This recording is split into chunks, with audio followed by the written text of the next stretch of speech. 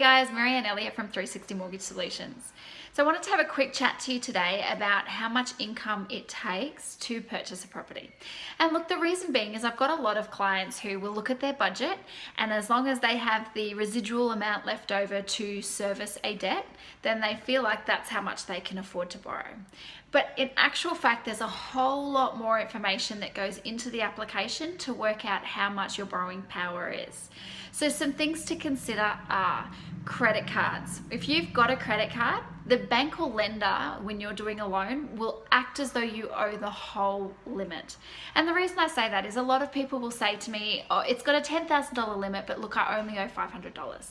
That doesn't matter. They will consider as though you owe the full $10,000 limit. And the reason being is if you were to then purchase the property and increase or rack the credit card up, they need to make sure that you can afford to make both repayments. So things like that are taken into account, but also your monthly living expense.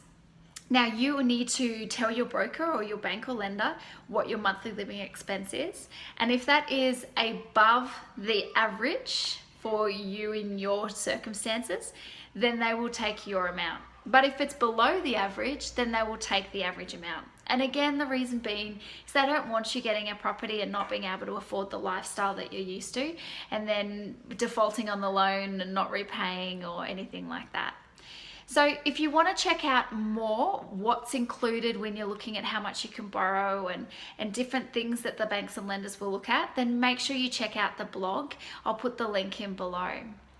Also, if you are a first home buyer or you're thinking one day you might like to purchase your first home, make sure you sign up for my first home buyers program. It will take you from right at the start when you're working out how much you need to budget for, how to budget, all the way through to purchasing your first property and beyond.